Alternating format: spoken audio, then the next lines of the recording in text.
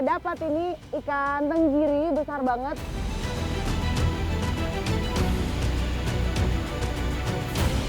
Penganu itu biasa juga mata pancing, pakai GPS juga. Pakai GPS kan itu kalau hujan tidak kelihatan pulau. Ya. Biasa kita tercecer.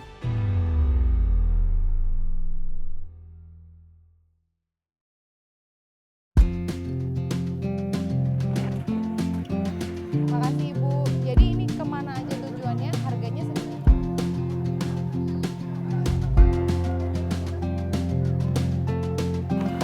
Nah, di Dermaga Kayu Bangkok ini setiap hari ada mobilitas perahu dari area Losari Makassar menuju ke pulau-pulau sekitar, salah satunya Pulau Kodingareng. Dan ini nggak cuma untuk penumpang aja, tapi juga untuk loading barang.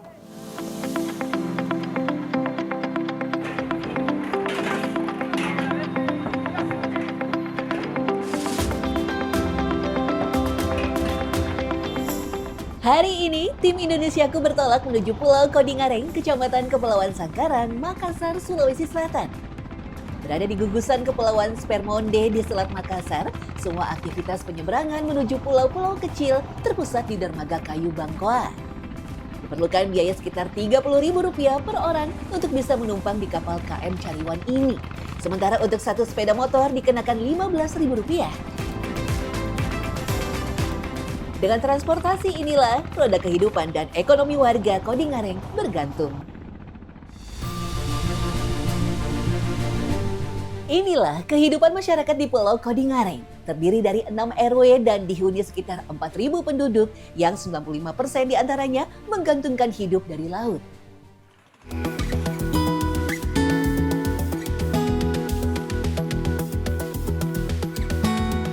Ini Sudarmin yang akrab disapa Darmin, salah seorang nelayan asli Kodingareng, berkenan mengajak kami untuk melaut. Aktivitas kami mulai tepat setelah matahari terbit.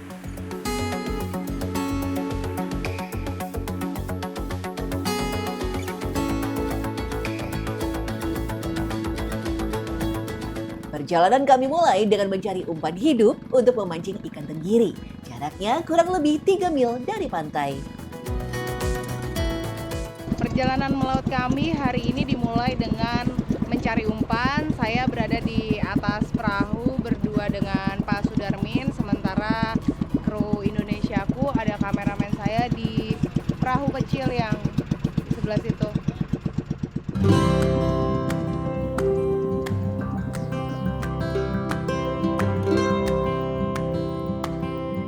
Ini umpan untuk mencari tenggiri, namanya ikan tembang kalau nelayan di sini bilangnya ya Pak. Harus dikumpulkan kurang lebih ada 30 ikan tembang, baru berpindah kami ke lokasi mencari tenggiri.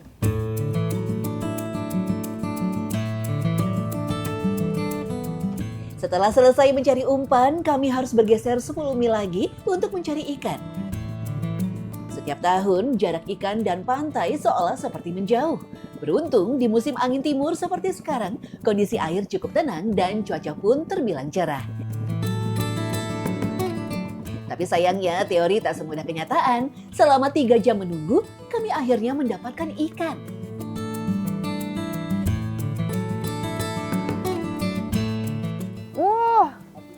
Akhirnya dapat ini ikan tenggiri besar banget, berat kurang lebih ada 7 kilo ya Pak ya. Jadi pas dapat tadi langsung ikannya itu dipukul bagian kepalanya supaya mati dan nggak bergerak melawan gitu, karena kailnya juga nggak begitu kuat ya Pak ya, nanti daripada lepas makanya langsung mati aja gitu ikannya ini. Kita sekarang taruh di sini ya Pak ya. Taruh di gabus. Ya. 1, 2, 3.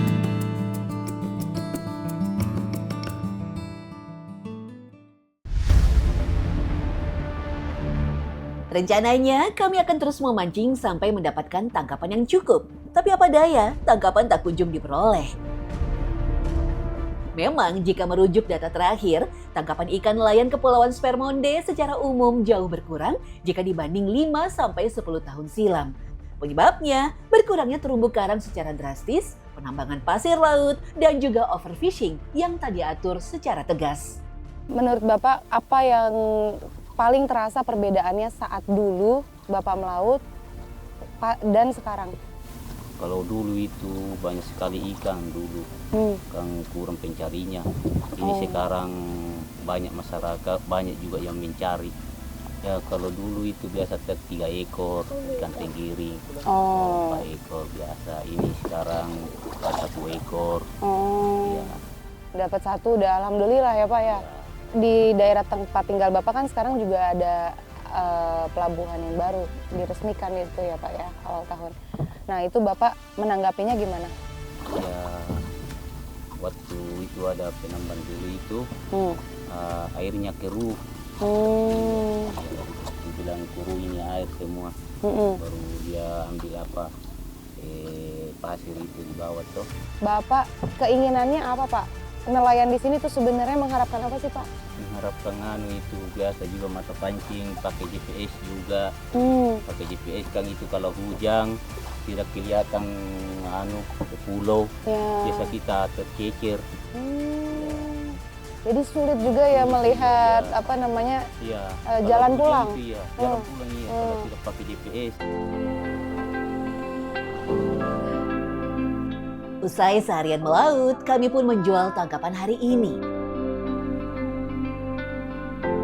Dengan berat ikan 4 kg lebih, Darmin hanya bisa mengantongi kurang dari Rp200.000.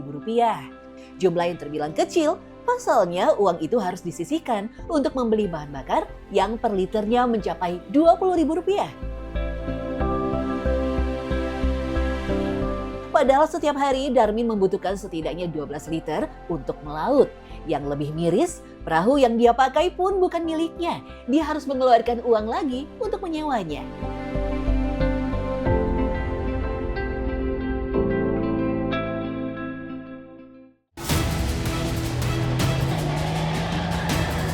Kalau harganya rusak ya diikat. Nah tapi kalau misalnya dari Allah Akbar la ilaha illallah.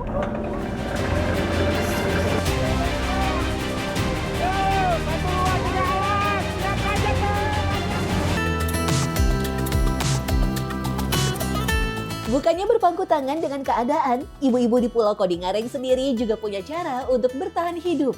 Ikan-ikan yang tak laku terjual diolah menjadi produk abon untuk menjaga nilai ekonomisnya. Anti salah satunya. Daging yang sudah dipisahkan dari durinya ini nanti akan dicampurkan dengan bumbu yang tadi dibuat ya Bu. Baru setelah dicampur ditumbuk lagi? Baru digoreng. Oke, ini kita masih menyuir-nyuir ikannya lagi ya Bu, dagingnya ya. Sudah sekitar 5 tahun belakangan, Anti mulai mengolah ikan untuk dijadikan abon. Alasannya sederhana, tak ingin ikan yang semakin susah didapat terbuang sia-sia. Kalau sekarang kondisinya itu nelayan lagi hasil tangkapannya bagaimana menurut Ibu? Kurang. Oh gitu? Iya. Karena faktor apa sih Bu kira-kira? Faktor dari semenjak ada penambangan toh. Oh, Iya. oke. Jadi itu nih kurang. Malah biasa dalam sebulan itu tidak ada yang dapat, kurang. Kalau nelayan yang nggak dapat ikan, Ibu juga nggak bikin abon dong? Iya, otomatis tidak bikin karena susah dulu tuh ikannya. Oh gitu. Oke. Tapi dalam sebulan biasa bikin, yang bisa beli dari pas kalau di Makassar murah tuh ikan beli di situ. Oh gitu, belinya harus nyebrang dulu ke sana ya Bu.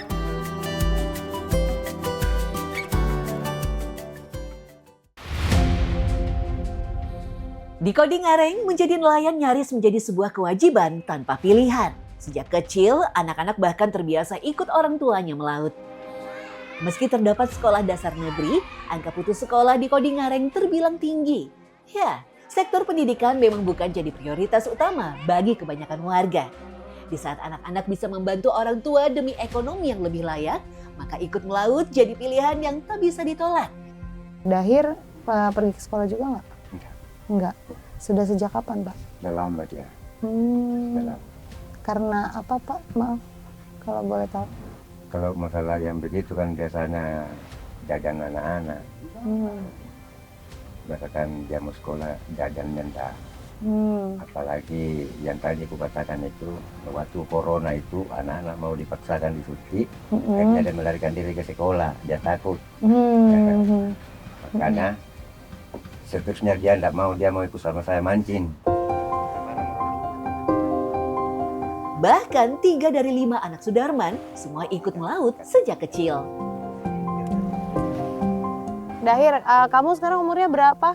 11. 11. Nah, Dahir sehari-hari datang ke laut ya? Iya. Oh, ikut sama bapak. Kalau pergi ke laut berarti Dahir nggak pergi ke sekolah? Tidak. Oh gitu. Sudah dari kapan Dahir nggak datang ke sekolah? Orang corona. Oh dari COVID. Kalau kamu maunya datang ke sekolah atau kerja ke laut? Kerja ke laut. Lebih pengen kerja ke laut. Kenapa? Boleh cerita sama aku? Bukan. Bapak gue tidak bantu-bantu. Terbantu bapak gue. Tapi ada keinginan nggak Dahir untuk kembali datang ke sekolah? Belum.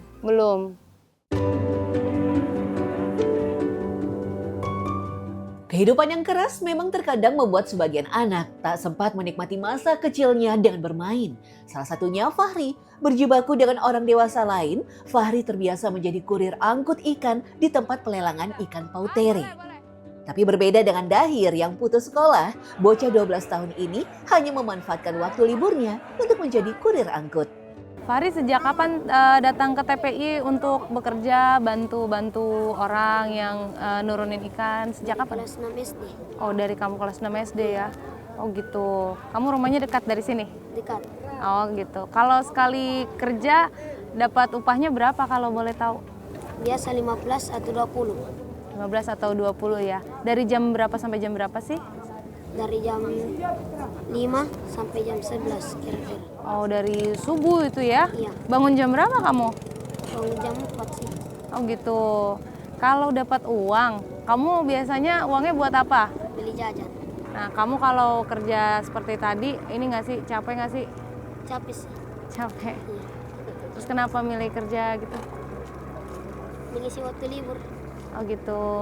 Orang tua kamu ada di rumah? Ada di rumah. Oh gitu. Kerjanya ke TPI juga atau tidak? Iya. Apa kerjanya?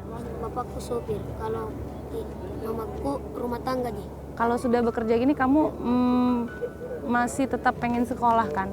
Iya. Tetap pengen sekolah ya? Iya. Nggak mau berhenti sekolah ya? Nah, berhenti ya. Jangan ya? Iya. Cita-cita kamu apa? Tentara.